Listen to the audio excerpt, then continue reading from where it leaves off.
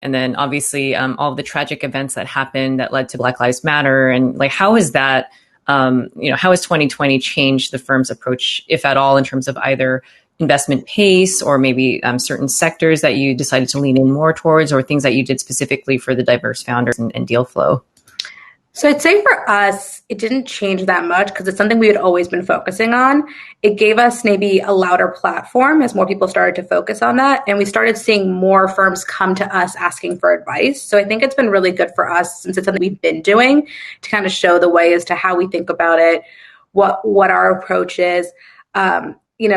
I think, being really empathetic to our founders and reaching out to them, which we've done throughout the different, events that have happened in the last year, starting with the pandemic and Black Lives Matter, wanting to know that we're a safe space for them if they want to talk about it, bringing them together. That's been really important. And I think that's something that we're uniquely positioned to help with, because we do look like them in a lot of the senses and we can relate to what they're going through. So in that sense, it's changed a little bit. I'd say even more personal relationships with our founders, but really kind of giving also our founders the tool set to talk about it with their companies. So we work together with our internal social team on how do we want to talk about this? What is the right way to talk about this? How do you have conversations?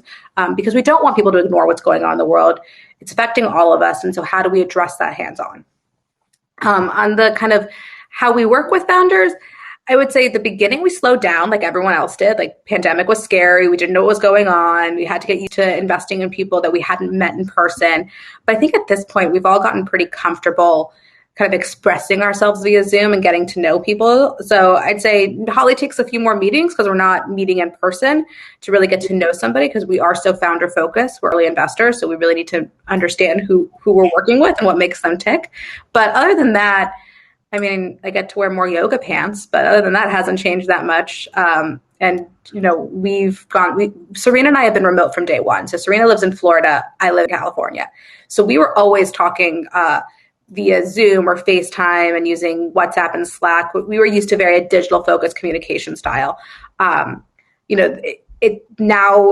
it's just kind of the norm for everyone. So it makes it almost easier. That's how we communicate. Usually Serena and I would try to be in person once a month together, was kind of our goal before the pandemic. I haven't seen her in 14 months in person, but other than that, we still talk every day. Abir on my team lives in Oakland. We have gone on some walks, and as we've gotten safer and more comfortable, we're starting to do some working together in each other's homes. So we see a path back to normal, but normal to us will always include some sort of remote, because Serena, has to go to Europe for the French Open and Australia for that Open. And so we have to be able to work remotely. Otherwise our team doesn't work. Yeah, I feel like, there are definitely team members, within 500 that we haven't seen in probably a year in person. And then some who joined during COVID, we haven't even had a chance to meet. So I feel like it'll be like meeting a pen pal when we actually get to meet in person. And yeah, I joke all the time. So my husband started a new job during COVID, and he's 6'4". And I always joke that like no one at his company knows he's tall. Yeah, we've only seen him like this tall, and I'm 5'1", so like no one knows, I'm sure, but whatever. It's much funnier for him because he's so tall and like no one knows. Yeah, when they meet, they'll just be looking up. Exactly. Awesome. Well, I guess a little bit, I'm digging deeper a little bit into just kind of sectors. Like, what are you seeing in terms of what do you feel like will and has been fundamentally changed in terms of certainly like in opportunities for founders to tackle, and maybe where you're personally more interested in diving into? Yeah, we've been doing a lot around kind of education recently and thinking about the whole child, and obviously Zoom school is not ideal. No one is saying that this is going to be like best for children and for their growth and education. But I do think there are aspects of what is happening on this digital learning that can be taken to the next level once we're back in physical school. So we've been looking at how do you use digital learning to supplement what's going on and maybe attack some of the inequities that we see in traditional education systems. So we've been investing in things like one-to-many tutoring for AP exams, which are AP exams tend to be offered more in more affluent communities. But I think over 60% of the APs, you don't actually have to take the AP class to take the test. So even if your school doesn't offer it, you can take it if you study on your own, but it's expensive. First of all, it costs money to take an AP. So they help get grants for people because it is $100 for an AP.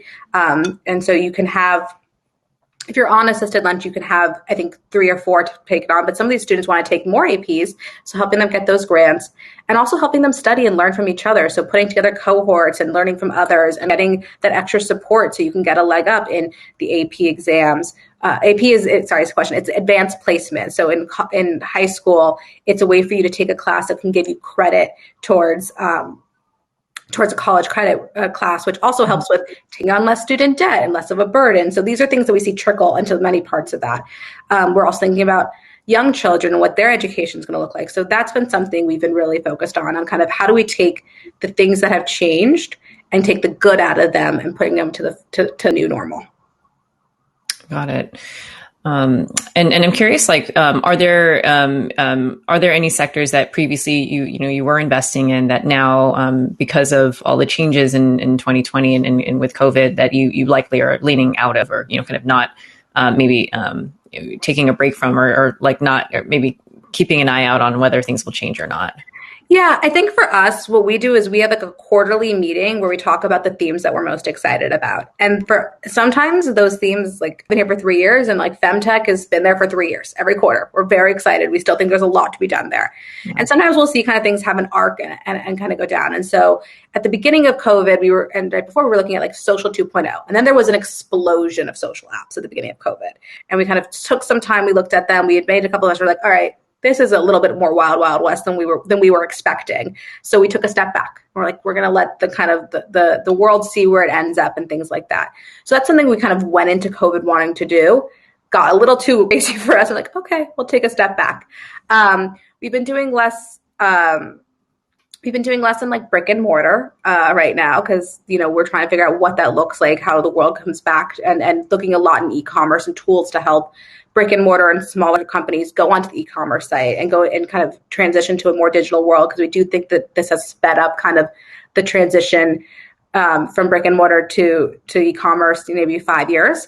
So what are the tools that we can create to support not the huge conglomerates, they'll figure it out, but the mom and pops, and how do they still be successful in a world in which shopping small might look very different? Yeah. Okay. Well, definitely a lot of changes happening. I think it's something that, a lot of us are trying to stay abreast of in terms of either sectors that are really, we've already seen which sectors are seeing tailwinds coming out of 2020 and whether that's going to continue or if it's going to kind of plateau or kind of go back to whatever is, pre-COVID normal. So it'll be one to watch. Switching gears a little bit, going into, back to the diverse portfolio. One of the things that, people may assume, like with a firm like Serena Ventures, because the founders and the partners are diverse, that potentially, that naturally will attract more diverse deal flow. Founders, either female founders or founders of color will naturally, be attracted because they see and they can identify with an investment team that looks like them. And that makes a huge difference. Of course, that also reinforces the fact that we do need more diverse representation on the check writing side of the table to kind of break that cycle. I'm curious to hear your thoughts on this, both on that aspect, but also to me, sometimes it feels a little bit discouraging that that is, that a team that maybe isn't diverse can't also see those opportunities, or maybe they can with more, more intentionality. But kind of like would love to hear your perspective on this, especially as you've seen this in the landscape with other co-investors. Yeah. It really boils my blood when someone isn't able to kind of see something that's not meant for them, because, the amount of times we talk to founders and they'll say, we had a great conversation. They're like, oh, I'll ask my daughter. Oh, I'll ask my wife. It's like, if someone comes in talking about Bitcoin, which I know a good amount about, but like my husband is more, I don't go like, oh, I'll ask my husband. Like, no, I go learn. Like, that is our job. Our job is to learn and to understand markets and to find opportunities.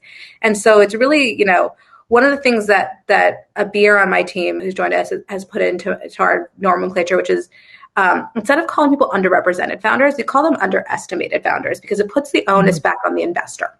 Mm-hmm. It's on us to make that change and make the difference.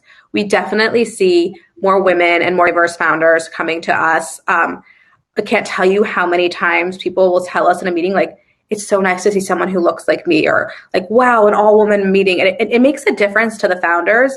It makes them feel more open. I think we build stronger relationship with them. They want to work with us because they know that we will come to them from a place of empathy and not, there's tons of studies that, female founders, for instance, get more like conservative questions asking why they'll fail, as opposed to like male founders get more proactive, like how will you be successful in all of this. So we really try to think about how can we take that away and make it a safe space for us to tell their vision.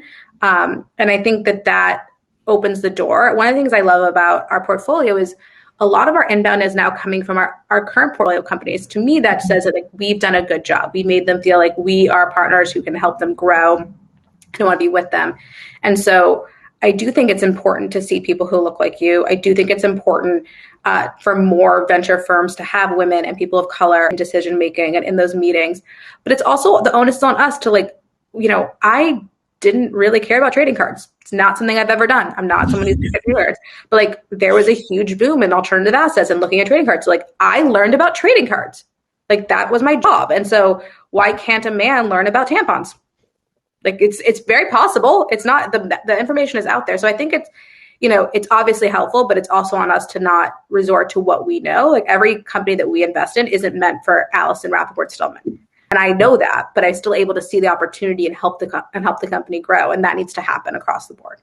Yeah, definitely agree. I think I feel like all the women in the audience probably feel like, oh, I've heard that so many times, either as a founder pitching something or as, a founder that is creating a product for a minority audience, and then you go pitch white male investors, and they kind of scratch their heads thinking, "Oh, this is a thing," or and they don't realize, no, this is like $1 trillion demographic, like huge market opportunities that they're just exactly. Like, oh, like how much money could they spend? Like a lot of money goes into this, and they're very good customers and they're loyal. And if you just kind of take yourself out of it and just look at a market objectively, you can learn a lot and see opportunity, which is why we think it's important to kind of look away from where traditional venture is going, because there is so much opportunity that they're just not building products for or not funding products for.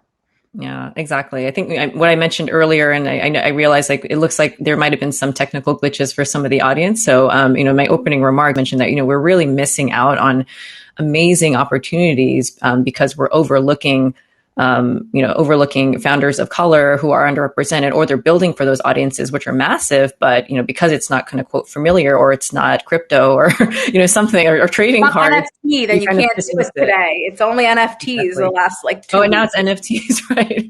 Well, I guess, diving into that a little bit, from your experience with your portfolio, as you've invested, and then, as they've gone to raise downstream capital, or, you help them with fundraising, certainly for the audience to be aware of, what are common themes that you find that have come up with founders when they are pitching? Either they themselves are minorities, or their audience, like they're building something for women, or like let's say a Spanish speaking audience, or like what are kinds of patterns that you've noticed in terms of when they've gotten that pushback from investors? Yeah, I mean, we always tell them you have to have the data and the facts in there, because they're not unfortunately going to believe you first on sometimes. So making sure that we never like to say start with how big the addressable market is, blah, blah, blah. Like that's not the greatest way to do a pitch, but sometimes you need to hit them over the head with it so they understand and open their eyes to wow, billions of dollars go to this every year, and really making it clear that this is not a niche market. That's super important for when they're getting pushback.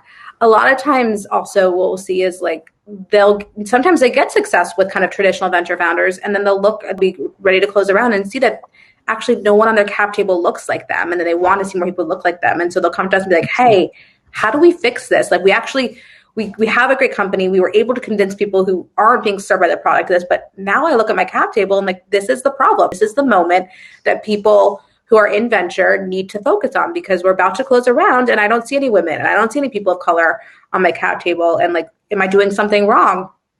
And the truth is they're not. It's hard. There's not that many women, people of color who are writing checks. And so we need to make sure that we find them, that founders think about it also, and that the investors think about it. Like when we make an investment, we look at who else is on that cap table and make sure that we're seeing people who will be supportive of the long-term journey and understand them.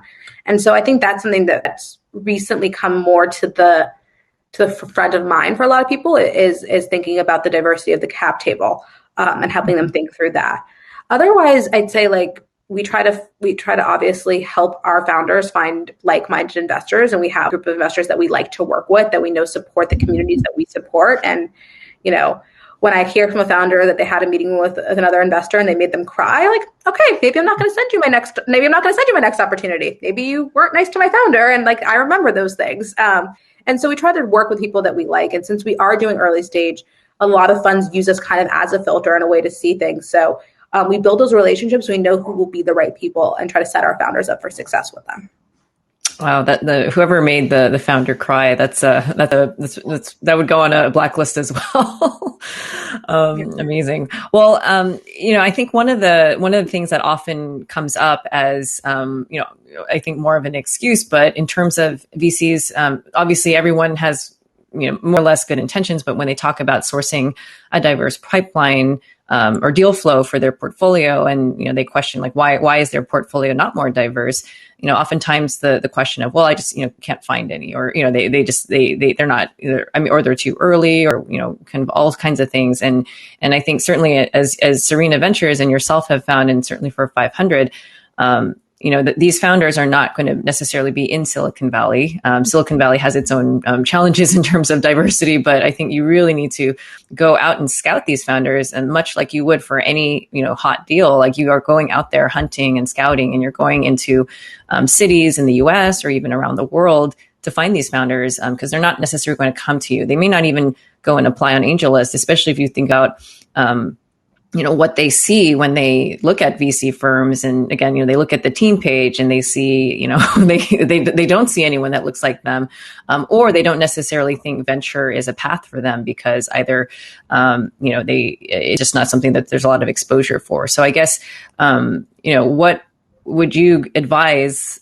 funders or, other firms that do want to take this commitment and source more and increase the diversity of their portfolio? I know it's definitely a multifaceted approach. It's not just go to, do one thing, but no, I mean, we've taken a lot of different approaches to it, because there are so many things that can help with this. And I think obviously the first is that it's not a pipeline issue. It's a networking issue. I think that's really important. I think if you hear anyone saying there's like not good opportunities that are founded by women and people of color, like that's probably someone who's not trying hard enough, because there absolutely are. They might not be networked to them, and that's something that you can fix. And you can fix that by, one, hiring people who are from those communities and building in those networks. And even like when you're hiring for your fund, we always say, we'll talk to our companies and they'll be like, we want to hire more diversity, we just don't have them. Like, well, that excuse stops here, because we do. We have those networks. So you tell us what you're hiring for, and we will find you different diverse candidates. And on the funder side, it's on us to make sure that we can do that for our portfolio companies. But as funders, how we think about what we're looking for, one of the easiest things to do is don't require a warm intro. We have a hello at Serena Ventures, and that gets somewhere between 10 and 40 emails a day. A lot of autograph requests. In case anyone's wondering, we don't actually give out autographs when that happens. My hands are tired. I can't sign all my autographs. But we do actually look at companies there. And that's a great way to set up, if you have a cold inbound, you can find great opportunities, and it makes it less intimidating, because it is hard to find an introduction to some of these, companies on Sand Hill Road, especially if you're not in Silicon Valley. So that's just an easy, so simple. You can make it a Google form or something where it can be very formulaic, but it's a great way to get people who wouldn't have a way to get to pitch you. The other thing we do is we're very intentional on how we partner with other firms. So we work with the 500 startups of the world and the accelerators. We work with what's it called? We work with other diversity focused funds. We set up purposely funds that are not based in San Francisco, New York, and LA. There are good ideas that are outside of the coast. So we have companies that we work with, for instance, in Texas and in St. Louis, in Atlanta, in Chicago, in Denver. Wanting to see great opportunities that haven't made their way to the coast doesn't mean they're not good opportunities. We just invested in a company in North Carolina and a company in Wisconsin, and they're two of my favorite companies. And, and the nice thing about COVID is that it didn't make a difference. It didn't matter if they were in San Francisco or not, because I was doing it virtually anyway. So it kind of gives a leg up to some of the areas of the world that maybe a traditional venture firm wouldn't travel to. You can still do pitch meetings and stuff with them. Those are the important things, I think, to kind of think about how we do it. And then the other is just to kind of make it clear that your intentions are to see that. Like people, if you open a door, people will come in the door. You just have to make sure that they know that and know how to get to you. And that's really important as well. And so being vocal about wanting to meet those candidates and putting down those barriers, those are also things that funders can do. Yeah, so definitely a lot of great insight in terms of what investors can do in terms of sourcing diverse founders and really just getting access to great talent and opportunities. Switching now to the other side of the table for managers and investors, certainly that the diversity and representation of the actual check writers is also, it's quite underrepresented, and we joke about the white male venture. It is sadly it's not a joke. It is significant, and there has been certainly a lot of positive things happening in the last year with funds and new partners, but we have a long way to go. So focusing more on the manager and investor side of the table, what do you feel like needs to change, and what can change in terms of also increasing the representation and great talent that will also not just see these opportunities, but just bring more of a different perspective that's much needed? I got good advice from someone a while ago. It was like, if you're mentoring someone, a lot of times you mentor people who you see yourself in, and that's fine and that's great. But always mentor someone you don't see yourself in at all. And that really helps you build your network, helps build them, and kind of find things. And the onus is on the people who are already in those seats. And how do we build up people who aren't exactly like, it's obviously always great to see them like, oh, you remind me of a young me, and I can help you. But like, help someone who doesn't. Help someone who doesn't have someone who they can look up to and see themselves in. And then be really intentional with how you bring people into the firm, not just in hiring. There's lots of great ways. We're using BVCC this summer to get an internship program, and we have a woman joining us from Spellman. Like, make those opportunities explicit that you want to have people who are different from what maybe traditionally goes into venture. Partner with firms like Black VC and things like that. Bring on mentorship opportunities. Work with All Raise to get more women involved. And I think just being really clear about what it takes for promotion. It's very network driven today. It's a very opaque. And so, the more that you can talk about what it takes and make it very clear. I mean, most people I know, if you tell them what the goalpost is, they're going to run to that goalpost and they're going to go right through it. But it's not always clear. So having kind of an open dialogue with junior members of what it takes to be there, helping them, supporting them, and then these different cohorts of kind of your peers is also really helpful. Like I lean on other women investors all the time. When we're going through fundraising, I have like wine nights. I kind of think of it like our therapy, where we kind of just like talk about like, so this investor said this to me, and this investor said this to me. And the amount of times like, oh, you got married. When are you having a child? And I was like, I don't know. Why does it matter? So like having someone you can talk to about it and know that you're going through isn't alone. And just making a directive from the top to kind of mentor different types of people, bring in new types of people into the firm, and then finding these organizations to help create cohorts for your junior employees so they have allies and people they can talk to are all really important things that we're super supportive of at Serena Ventures. Is there anything that you think can be influenced from, the LP side? So certainly when we look at founders, some firms will require something about like the founding team is diverse, or even if the founders aren't diverse, that there is something about their approach or access to customers that widens the gap, or narrows the gap in terms of access. And then on the LP side of things, we've seen like Yale Endowment put down a mandate around diversity for their managers. And it seems like something that they are really leaning into. But what can be done? I absolutely think that LPs have a lot of power here. And when we go through our fundraising, they ask us about our ownership and how we the fund. I mean, our firm is very clearly diverse. But I always joke, like, if you're looking at a venture firm and their pictures are in black and white, it's probably because they don't want you to see how much they look alike. So, the LP should be looking at this in the same way that, I talked about founders are now starting to look at their cap tables and see, like, is this what I want to see?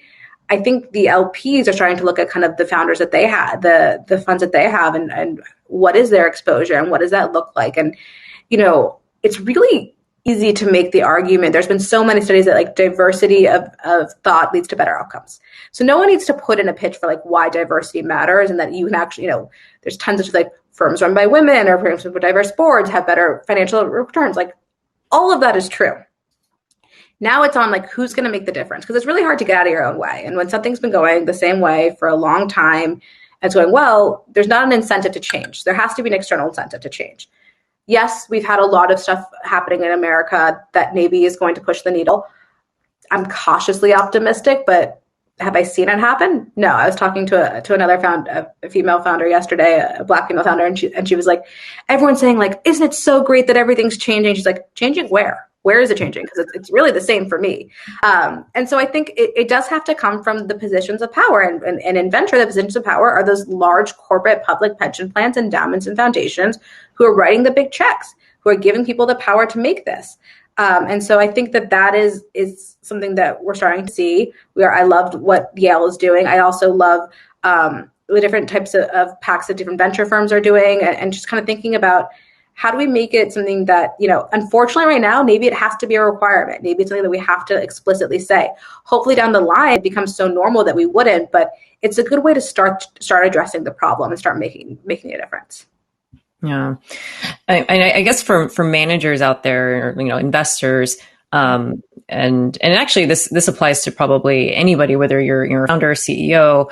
There's a lot of questions on like, how do you know you've achieved success when it comes to DEI? If it's a specific number, is it, certain, demographics hitting a certain percentage of employees or portfolio companies? And I know it can be, hard to answer because everyone may have a different definition of what success is. Sometimes there'll be firms that hire their one female partner and think we're done, we've hit success, but would love to hear your take on managers who do want to set those targets or want to know, like, am I successful? Like, if I've achieved a certain thing, does that mean that we've succeeded? And if not, or, how to think about that?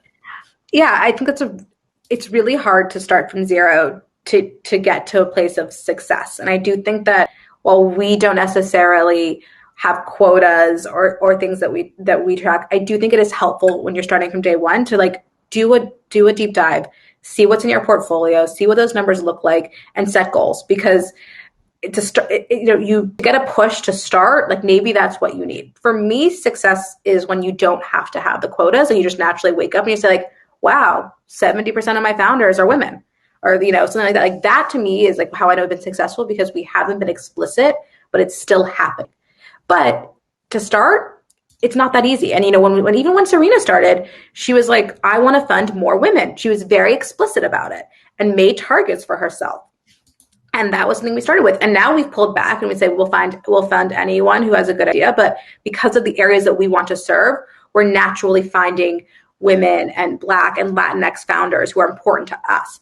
But that's how we define success, is when we don't have to have a quota, but it's still something we're constantly tracking. It's important for us to know where we are and make sure that we don't fall below certain levels, because maybe we do have to go back to being explicit and to take the time to think about what are our internal biases, what are the things that we're seeing to help. I do think that like no one likes to be a check the box. No one wants to be a token, that token female founder or female partner, and then we're fine. Like, no, what does it look like downstream? What does it look like people are bringing in? And so not just having kind of one number, but really looking at different levels, I think is also important too, because what we see a lot is that at the junior level, we'll see a lot of diversity, but as it gets kind of more senior level, it starts to all look the same. People start to leave the workforce or leave that firm. And so why? And so not just having kind of an overall number, but really being granular about different cohorts and making sure that you're seeing diversity throughout the different cohorts is important as well. Yeah, exactly. All right. Well, we have in our final 5 minutes wanted to change gears a little bit, and I know it's always hard to pick pick out of all of your companies. Everyone loves all their children, and but would love to hear how about not the most, but maybe one inspiring story about one of your founders that maybe you recently backed, or doesn't have to be recent, but any companies in particular that you'd like to call out in terms of kind of like kind of changing that perspective for investors and either themselves as a founder or the business that they're in. Yeah, this was not on the list of questions you sent me before, so I'm doing it live. One of my favorite companies is a company called Propel. And what they do is they focus on EV2 users. So one thing when I was doing due diligence that I did not know is that the most dialed number in the United States is the number to check your EBT balance. And EBT, for those who don't know, is your food stamp balance. And there was no way to check it online. There was no way to know how much money you had going to the register before you swiped your card, unless you did that call. And what Jimmy and the Propel team has done is completely digitized the EBT system. So now I think 1 in 5 Americans who are on EBT use that. It shows you how much money you have left. It shows you the price of the goods in the stores near you, so you can stretch your dollar farther. And in the beginning, it was an amazing idea, but they were having so much trouble hiring because people wanted to, software engineers want to join the sexy startup that's going to change the world. And historically, people don't think that there is opportunity at the base of the pyramid and that EBT users, you couldn't make money off of or build a great business. Jimmy proved them wrong. And now I think his last round was done by Andreessen. He's built a great team. So in the beginning, they were having a really hard time closing candidates, even not just like finding people to fund them, but once they had funding, people didn't want to work for them because they're like, oh, is this really going to be like a venture backable business? Is this really going to grow?